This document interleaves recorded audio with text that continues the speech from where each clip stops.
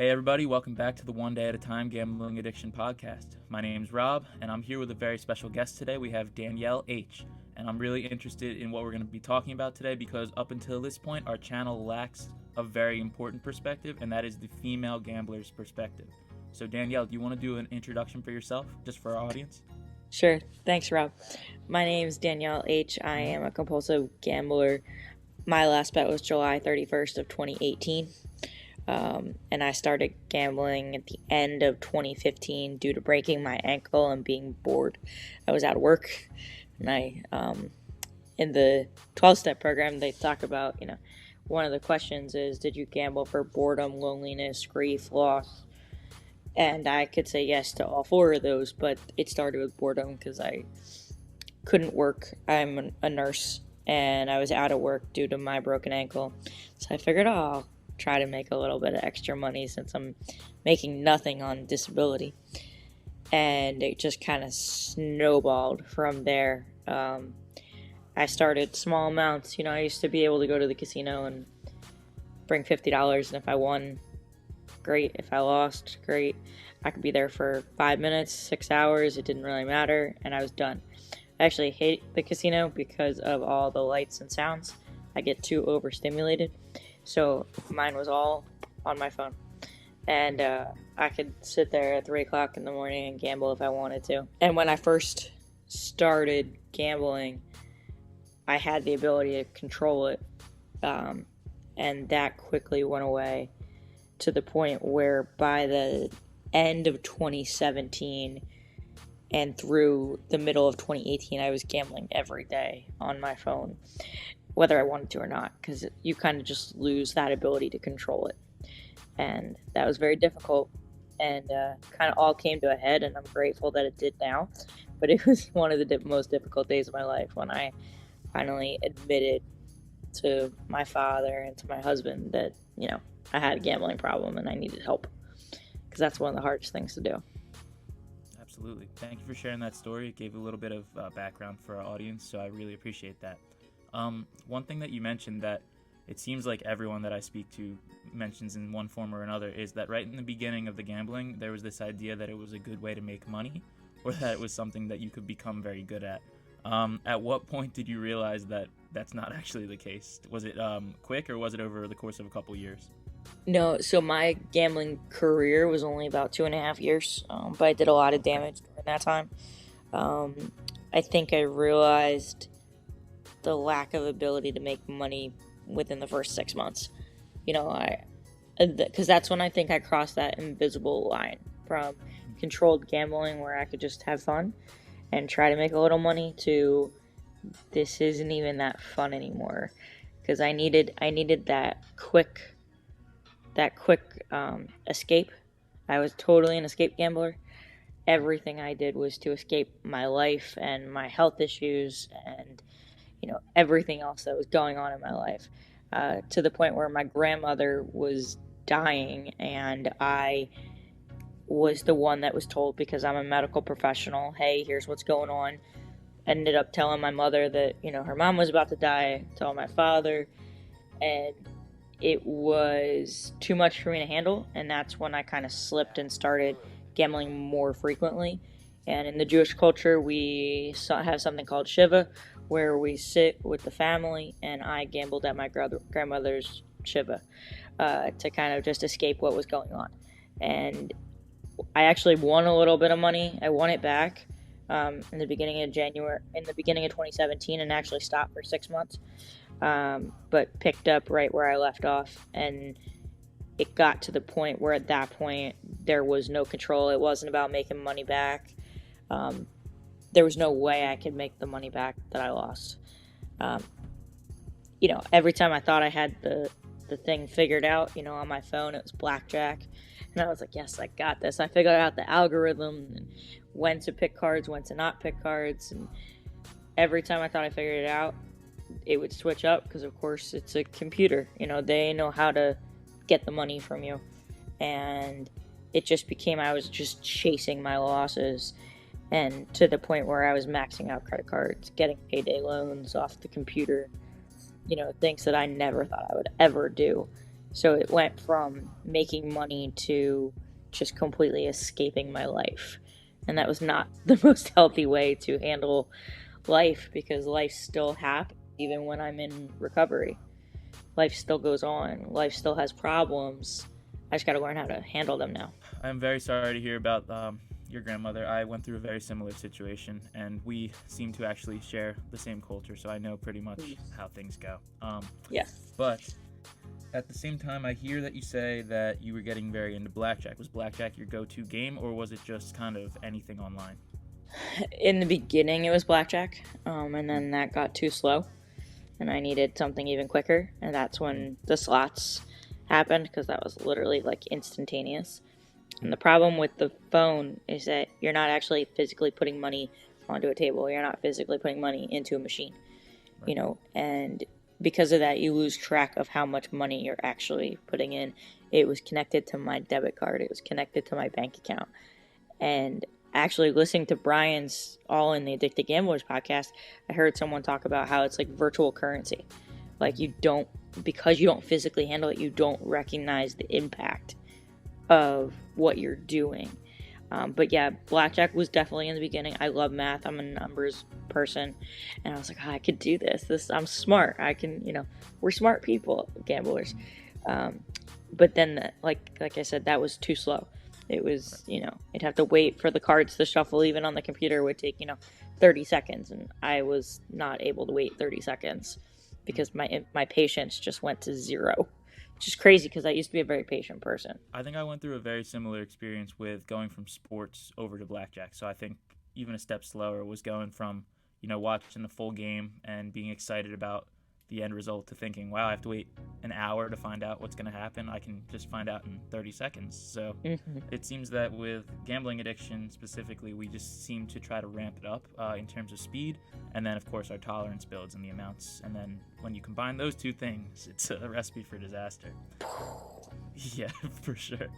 So I did want to ask you this before we dive any further, because you mentioned in the past that during your recovery period, like your process of getting into recovery, you mentioned that you weren't comfortable with having a male sponsor. Why is that the case? What is the difference, in your opinion, between male and female? I think part of it for me was my experiences in my past. So I had been through a sexually abusive relationship as my first relationship ever, and I think that part of my gambling and part of my issues all stemmed from that situation and the lack of control, and how I felt like I had control in, how much money I put down or what card to place and all that kind of stuff. So I think ultimately now I have not worked step 4, and that is my issue that I need to deal with, because I haven't delved into it yet. I'm too nervous. But anyone out there that's ready to do it, don't be nervous like I am. I have made a promise to myself that hopefully by July 31st I've at least started it, because I've been putting it off for like 2 years. So Danielle, you mentioned step 4. I believe that you're talking about the Gamblers Anonymous 12-step program. Would you mind mentioning what step 4 is for someone in the audience who might not know? Sure. So step 4, there's 12 steps in the Gamblers Anonymous recovery program, and step 4 is making a fearless moral and financial inventory of ourselves. So from what I've read, it's really looking at both the positive and the negatives of yourself, really kind of figuring out why you gambled in the first place. And a lot of people have a lot of underlying reasons why they gambled, whether it's the hereditary, whether it's situations that happened in their past. We gamble for so many reasons, and just like in life starts to change us, and life happens, and we need to learn how to handle it, and a lot of us didn't handle it very well before. And so that's part of looking at step 4, is trying to figure out why you did what you did, and then how can you move forward after that. I do believe that some of my issues stem from that situation, and so I felt that might be something difficult to work through with a male sponsor, and I would feel more comfortable with a female sponsor. My sponsor, myself, she is 72 or 73. I'm 35, so she's double my age. But to me, it was more about potentially the things that would come up in why I gambled and the issues that I had versus it being a male. I mean, I have people in my Thursday rooms 25, 26 years. Like, I would love to have them as my sponsor based on their knowledge. But I just felt for me, it was going to be more comfortable with a female. And from what I've learned in some of my meetings is that if you look at people with addiction, 4 out of 5 females with addictions have gone through some type of bad experience, bad sexual experience, and there's some type of connection there. I really wish if I could do more research and really get to know more about it. I think that that's something that could potentially get used to stop the addictions from manifesting themselves if they're realized that there's actually this link between them. Maybe there's a way to stop it from the beginning if someone's going to therapy or something like that. But that was my main reason, if that makes sense, for not choosing a male. That totally makes sense. Thank you for being open and sharing that. I hadn't previously known that, so when I heard you mention it, I just wanted to know what was the reason behind it, and again, thank you for being open with that. Yeah, of course. I think having this conversation is going to help a lot of people, especially if you say that 80 to 90% of females have been through some sexual trauma that led them into gambling. That means that almost every viewer that's going to be watching this can probably relate, just statistically. So thank you again for sharing that. And that's why I love coming on these podcasts, and I learn more every time I talk to someone else, and it helps in my own recovery too. And it's just, absolutely, it's really cool. So thank you. So another question that I wanted to ask you was, what do you think the difference is, like, psychologically and just in terms of like volume and like how it's affecting you in terms of gambling on the phone versus gambling in person? Yeah, so gambling on the phone for me was so easy. Like I mentioned before, I don't like the lights and sounds of the casino. I get overstimulated very easily with a lot of sounds, and that was just something that I just started to really not enjoy. The other thing was I could gamble whenever I wanted, right? I didn't have to drive over to the casino. Mind you, I live 15 minutes from the casinos in Atlantic City. I mean, it's not very far. I see it every day going to work. And it was just so much easier for me to do it on my phone. But that was the downside, because I could literally gamble at work. I could gamble while getting my hair done at the hair salon, all these different places, and I could hide it, right? I wasn't leaving the house for hours on end, so my husband had no idea that there was anything going on because I was still here. But I was so addicted to my phone, and we talked about it at the conference, how most of us probably have some form of phone addiction at this point. I know I personally do. But I think that it's becoming more and more of a problem because of the fact that, for at least 6 months, I think it was, the casinos were totally shut down and everyone resulted on their phone. And now every time you turn on the radio or you turn on the TV, you see all these ads for online phone gambling apps. In New Jersey, you have to be physically located in New Jersey to actually gamble on New Jersey sites because it checks your location. But don't think that you can't find it outside of New Jersey. Like, I was in the hospital in June of 2018, still actively in addiction, and I found a way to gamble on my phone while in the hospital. I was in the hospital for 6 days, and I found a way to gamble on my phone in Pennsylvania because that was what I needed to do, and it just unfortunately made it so much easier. It's so much more accessible. Like, we need our phones for work, we need our phones for communicating with family, and the fact that it's on there makes it more difficult to get away from. However, there are apps now that people can download. Now, I didn't download any apps. 2 years into my recovery, went directly to the New Jersey Gambling Commission and did a lifetime ban on both in-person and online gambling. And I waited 2 years, and I don't really know why I waited 2 years. I think I was just too nervous. Not that I would go back, because I have no desire to gamble again. But I just felt like that I didn't need it And yet I was still getting all these emails from different sites and everything like that. And I said, this is crazy, because if I signed up for that, they weren't allowed to send me stuff anymore. And I'll just say this, and it's kind of off the original question, and I apologize, but when I went to sign up, and I actually took the girl that I sponsor to sign up as well recently, and they give you so much, like, are you sure you really want to do this? You know, do you understand that you can't step on the property? Do you understand you're trespassing? Are you sure you really want to do this for a lifetime? Because you could really just do it for a year, and they really try to talk you out of it. And I was 2 years in recovery, and I said, no, I'm in active recovery for my gambling addiction. I want a lifetime ban. But if you go there dealing with and struggling with something, and they're trying to talk you out of it, it could be very easy to just turn around and walk away and say, no, you know what? I'm 5 minutes from a casino. Let me just walk in and do what I want to do, instead of actually signing up. I spoke to someone local who runs one of my meetings, who is on the board of trustees for the Gambling Commission. And I called him very upset, like, this is crazy. There are people in there trying to stop you and trying to give so much trouble just to sign up. But no one in there that works there understands addiction. And I think that's part of the problem, is that these people that are working there don't understand, because other people can go to get, fingerprinted to work at the casino or get their license.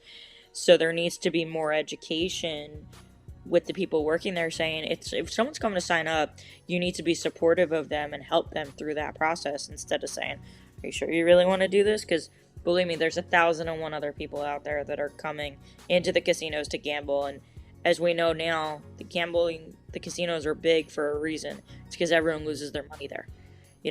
Yeah, you have people that win, but the winning is so rare. And then when you win, if you're a compulsive gambler, you just give it all back again. Yep, well said. I mean, I think that what you're talking about with the workers at the State Gaming Commission not quite understanding or relating to gambling addicts, that kind of goes with a lot of things in our society. I mean, that's why there's a push for, in education, like, more teachers who are people of color to kind of, teach more relatable educational content.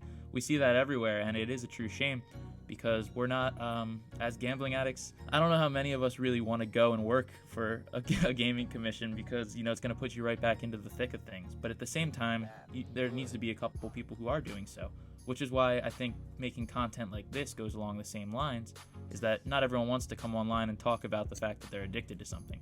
But by doing so, we're giving people a better picture of the reality.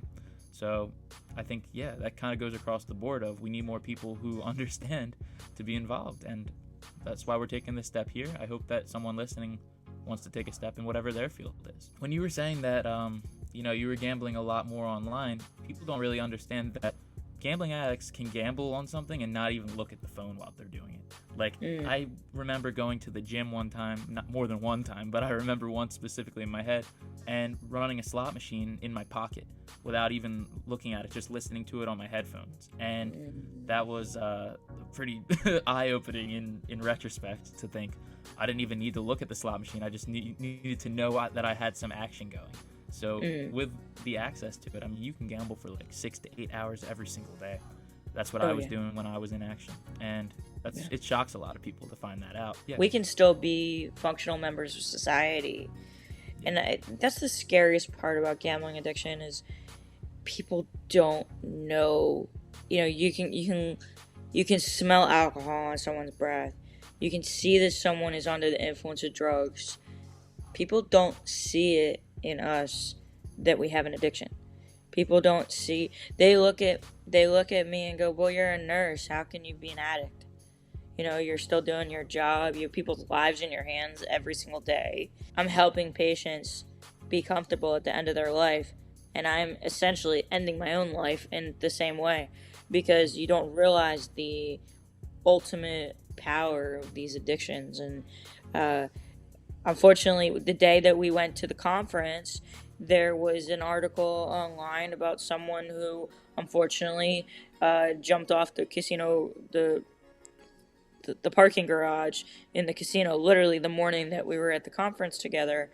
And it's, prior to me being in recovery and even me being in active addiction, I would look at those things and go, what happened? Were they drunk and just fell off? Like, didn't even realizing that gambling was a problem. Mind you, my family, it runs deep in my family. It runs through my father, my brother, my uncles, my grandfathers. There's a very big hereditary component to addiction. And I don't know if you've experienced something similar, but like, I know when I went to a doctor right after I became into recovery, she was like a functional medicine doctor up in like North Jersey. And she goes, I think you have XYZ gene. And I'm like, well, what's that? And she goes, it's directly linked to gambling or to addiction and mental health issues, of which I dealt with both at the time. And I was like, oh, that's kind of creepy. But I have this gene that was passed down from either my mother or my father, both of whom have had addictions, that, kind of preempted me to becoming an addict in some form. It did help me feel a little bit better about my addiction when I heard that, because I felt crazy in the beginning. I really felt crazy. Like, how did I let this happen? But knowing that there is a actual genetic component, and as a person in the medical field, that made sense to me. I said, okay, well, I can understand that and give myself a little bit of grace, but I can't completely say that was the sole reason why I became a compulsive gambler. I can't put all the blame on the fact that my father and my mother had addictions. That's not fair to them, because yes, part of it is genetic, but part of it is the fact that I was dealing with things and didn't have proper coping mechanisms. Right? We don't know how to cope as compulsive gamblers. A lot of us do it to escape. I don't know if you dealt with escape gambling as well, but I know, like, for me, I literally tried to escape every bit of my life. And I can't sit here and say I had a horrible life. I had a wonderful life. There were things happening in my life that I just didn't want to face. And so I escaped it by gambling. I think that it's interesting that you bring up the genetic aspect, because I fall on the complete opposite side of that spectrum. I don't have any family members who have a history of an addiction. So when you say that you felt like you were crazy up until you found that out, I thought I was crazy until I went to a Gamblers Anonymous meeting, because I figured I was the only one that had these thoughts, because no one in my family could relate to them. So I think that it's interesting you bring it up, because gambling can affect everyone. It doesn't matter what your genetic background is, it can hit you at any time. And so I think that just offering both perspectives there is very powerful. One thing that you mentioned was that you think that, or you say that gambling is a hidden addiction, which I completely agree. I think it's the easiest addiction to hide out of any addiction that I'm aware of. As a result, it's a little difficult in kind of coming up with solutions to put in at casinos specifically, or like in the app specifically, to limit people, because all the limitation and access restrictions fall on the individual. Like, if you want to quit gambling, you have to self-exclude. You don't get banned because they don't want to lose a customer. So in the same way that at a bar, like, a bartender is legally obliged to cut you off if you've drank too much, do you think that there's any kind of solution that we can implement in casinos or on sports books to try to limit the amount of damage people are doing to themselves? I think there should honestly be a limit set, like, from a daily perspective of how much you're allowed to place in. It's harder in the casino, but at least online, like, how much you're allowed to deposit in one day. I know the ATMs will only let you take out a certain amount in a day, and I have to say I never got to that amount, because never really ever had that amount in my account. But I think that would be part of it. And then I honestly feel like if people, security, like, security's walking around every single day. They've got everyone on camera. If you see someone all the time at a certain machine, or they're like this high roller person, but I feel like those people should at least be spoken to by maybe a professional who understands addiction, and be like, hey, listen, not saying that you have this problem, but you're here every single day and you're spending lots of money. is there any concerns that you have, or and ask them the 20 questions, because so many people have never heard of them, and I know I didn't before I began Gamblers Anonymous recovery. And I think had I been asked those questions earlier in my addiction, I would have realized earlier that I was a compulsive gambler. Not to say that that would have stopped me immediately, because we do you ready to stop on our own, but that might have put a little bug in my head, going, you might want to look into this a little bit more. Yeah, no, 100%. I mean, that's why I like posting the content that I do, especially over on TikTok, is I reach a very young audience, and that audience doesn't really want to hear that gambling is a bad thing if you keep doing it for a long time. So I get a lot of negative feedback, we'll call it. But I know that reaching out and getting that message across is what's important. It's not about necessarily telling anyone what to do. It's about making them aware of a possible reality of their life, and that's what it's about for me. But the thing is, like, what is the incentive for the casino to ever implement something like that? It's tough, right? Because why would they do it? It would give them less money. Like, it's a tough one to think about, but it was just some food for thought as to ask you what you thought about that situation. Yeah, But I it's know tough. one of the local people that I am in meetings with used to be a very, very, very high up person within one of the casinos, and he admits to the things that they do in the casinos that kind of drag people in, including like pumping in oxygen and not having it freezing cold so it keeps you awake, and then not having clocks, because I never realized that, but there are no clocks in the casino. You have no clue what time it is, and with all the lights, you have no idea if it's 3 o'clock in the morning or 3 o'clock in the afternoon. But it's hard, uh, because I remember talking to him a few different times. Like, he saw it even as a compulsive gambler himself while still working for the casinos, in all the things that they do, even when they know someone's a compulsive gambler, like they still feed them with all of this crazy information, and just feed their addiction even more, even though they know what it could do to them. But I feel like at that point the casinos are going, well, it's your responsibility to stop. We're not gonna say anything, because it would stop us from making money. But again, for every person that leaves and realizes they're a compulsive gambler, there's 1,000 behind them that are coming straight into that seat, that likely could have the same problem, but not every most people can gamble normally. Mhm. I wish I was that kind of person. Not now, because I frankly hate it. But I wish back then I could have stayed that person. Although, to be honest, I'm not sure I would be the person I am today if I wasn't in recovery. I completely agree with that sentiment, because now my entire day is built around making content about addiction recovery. I have no idea what I'd be doing if I hadn't gone through all this. But I think that you can definitely take a lot of positives out of horribly negative situations. In fact, it's the only productive way to be looking at them. So that's another good point you bring up, is that if someone is listening to this and they've been struggling with this addiction, they've been kicking themselves while they're down, don't kick yourself while you're down, because there's nothing productive that comes out of it. You can become a better person as a result of your negative experiences. So I just wanted to throw that out there. Similar to the way that this is another hypothetical, just one more hypothetical for you. Yeah. Similar to the way that like Europeans have taken on smoking, right? So if you've ever seen a European cigarette pack, it'll say smoking kills, and then have this horrible image of something, of a result of smoking on the pack. And it doesn't necessarily stop people from smoking, but it shows what can happen if you smoke too much. Would you ever want to see something like say a sign on a slot machine that says what your expected return should be? Like, the casinos obviously wouldn't want to implement that, but it would have to come from a government regulation to say, like, you sit down at a machine and you look up and it says you're expected to win 84 cents for every dollar you put in, and it's this little sign on the side. Would you want to see something like that? I think it would deter some people. I think if you're an inactive addiction, you don't really care what the hell that sign says, because you also think you could beat it, and not have the results that is saying.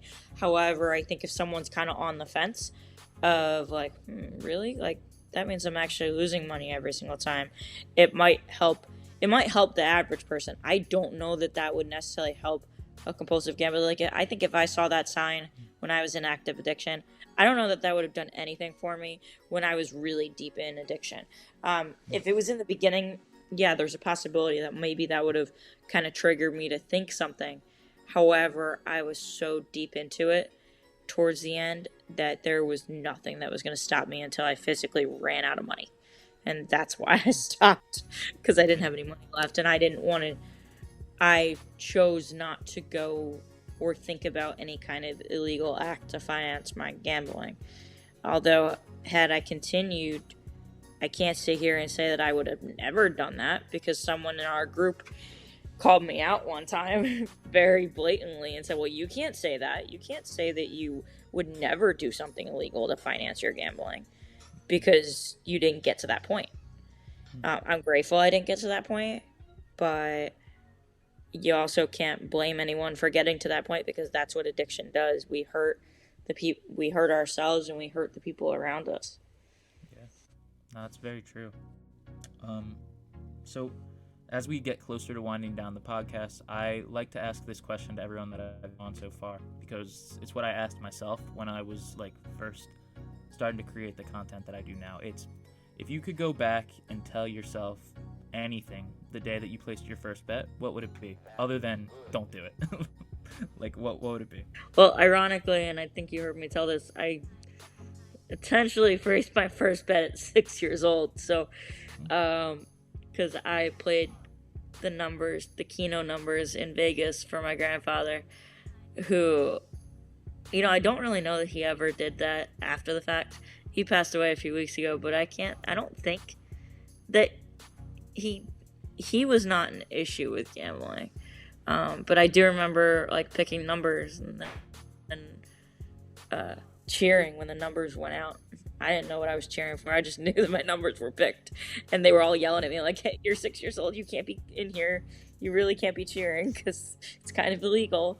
But I would say, even like when I first truly started getting into gambling, even when we went to Vegas as a family when I was 24, so that was way before I actually started an active addiction, I think I would say, look at your family history, talk to your family, see what they went through in their own addictions. One had a gambling addiction, one had another addiction, and really be open and communicative with them throughout your whole process, because my dad still to this day regrets not getting me into the program in 2016 when I told them that I had a gambling addiction.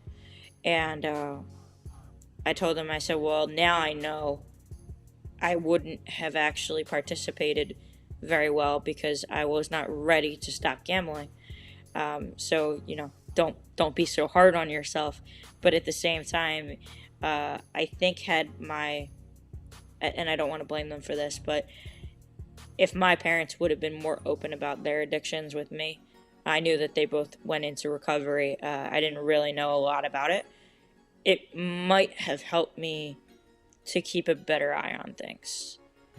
But again, it's something that like I can't blame them, I think I would just say, like, to anyone, if you're going to place your first bet, like, the second you see yourself starting to turn, go get help. Like, people aren't scary in GA. We're wonderful people. We're smart people. We're hardworking people. We all have an addiction.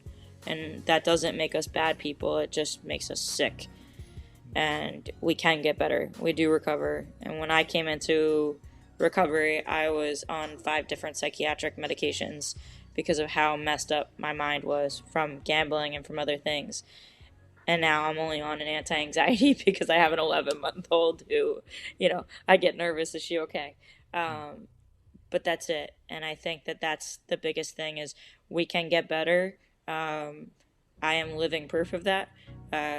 My father has told me, and he was 25 years in the program, he said to me he's never seen anyone change their life more than I have in the last almost 5 years. Because I think of I handle things differently, I think differently, and I'm active in my recovery. And if I wasn't, I would absolutely go back. So Danielle, thank you for coming on the podcast today. I think that we got a lot of interesting perspectives about, gambling as a woman, and then the hereditary nature of gambling addiction, as well as the dangers of online gambling. So I really wanted to thank you again for coming on. I'm really proud of you for continuing your recovery, and I'm really happy that we met. I think you have a lot of knowledge to give, and I'd love to have you back on again in the future. Definitely. Thank you so much. I appreciate you having me on today. Of course. And to everyone in the audience, let's keep getting better together, one day at a time.